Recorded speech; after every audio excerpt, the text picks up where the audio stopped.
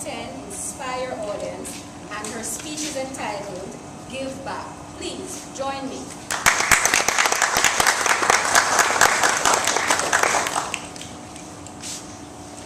Everything's so expensive. The cost of living so high. I don't know how we're making it. All I am getting is bills, bills, and more bills. I'm feeling sick. I'm frightened to go Monto or Port of Spain General, far less San Fernando General. And I can't get a visa to get out of it. This is trouble. And it goes on and on. We have a knack for complaining.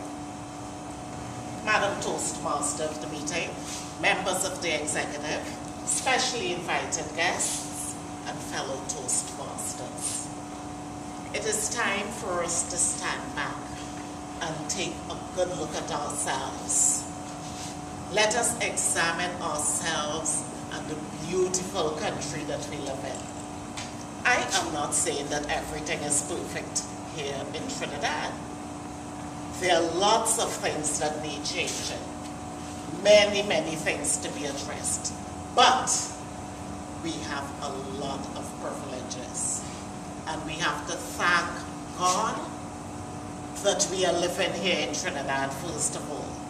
Secondly, thank God that we have a job. And we do not have to beg a living out there like our brothers and sisters. Thirdly, thank God that you have a roof over your head. When we look at Maslow's theory of needs, we see that one's basic needs of food, shelter, and safety has to be met before you move on to belonging and self-esteem, and eventually self-actualization. All of us have achieved the fundamental needs.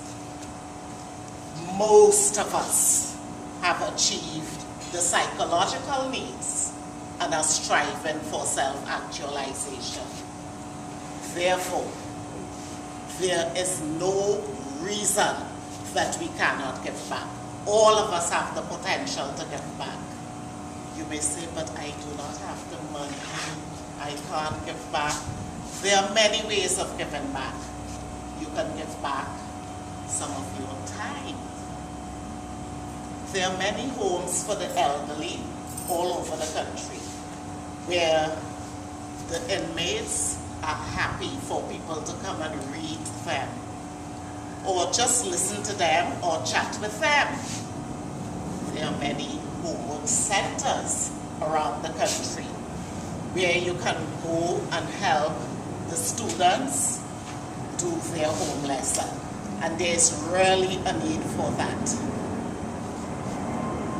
If you are still complaining and saying you do not have the time, there's another way you can give back. Give compliments where compliments are due. Sometimes you may see a friend who is well dressed like Stacy and Antoinette, and you may say, well, I love that shoe, boy. I wish I could walk like that in those stiletto heels. Let the person know, don't tell the person next to you. Tell the person. And if you admire one of their qualities, let them know. There's a lady in my church who is over 80. And that lady, she is always well dressed, well coordinated, all the accessories matching. And I sometimes compliment her and tell her how lovely she's looking. She shared with me recently that builds her self-esteem. And she said because of my compliments, she takes a lot of care with how she's accessorizing.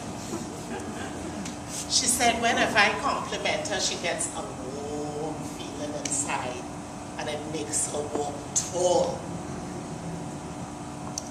And on that note about giving thanks, let me thank all of the members of Talk Soon for the warm welcome I received when I joined the club and the support that I received throughout. So much so that I am making my 10th speech in 1 year. As Richard Defoe, one of the great thinkers of our time, said, there is nothing more positive than a push in the right direction, a smile, a word of optimism, and you can do it. So as I levitate here today,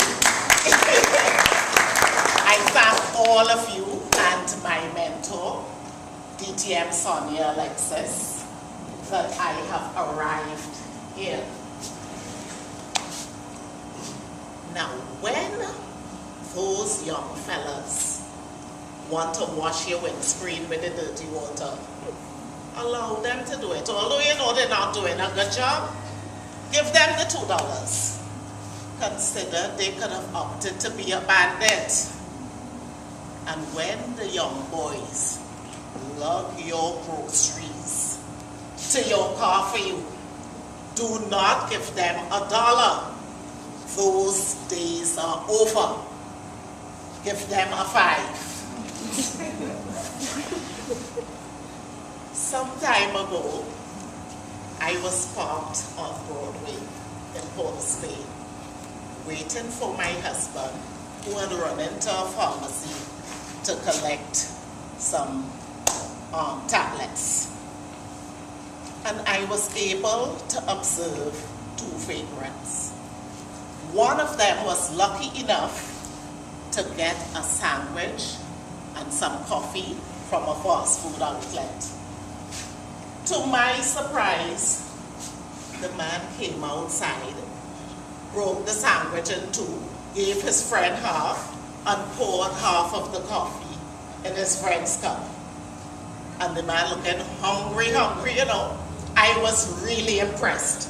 And I said I could take a page from his book. As Stan McCalsey, another great thinker, said, never put people down unless it's on your prayer list. Some years ago, one of my students who was studying abroad called and asked me for a recommendation. It was on the weekend. So I said, pass in school and collect it on Monday. And she said, no, my final interview is Monday morning. I would like you to prepare it for me now. I decided, okay, I'll do it. I prepared the recommendation, gave her directions, and she came for it. She called me a few days later to let me know that she landed the job of her dreams.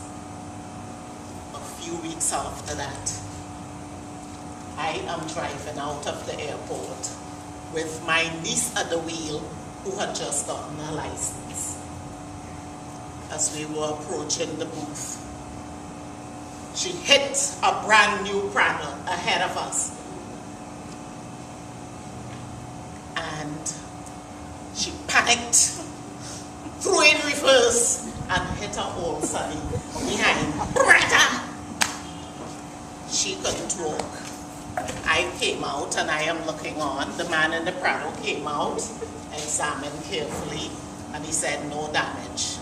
The person behind was jumping up. As long as it's Mrs. Matsugi, I don't care, I don't care. I don't even have to look. And it turned out to be the student that I had written the recommendation for. So sometimes you do things without really thinking about any rewards, and you do get rewards. There are many, many creative ways of giving back. Examine yourself, tap into your talents, and think about what you can give. It's really a joy giving back. And I end by quoting Mother Teresa. Life is not worth living unless it's lived for others. Madam Toastmaster.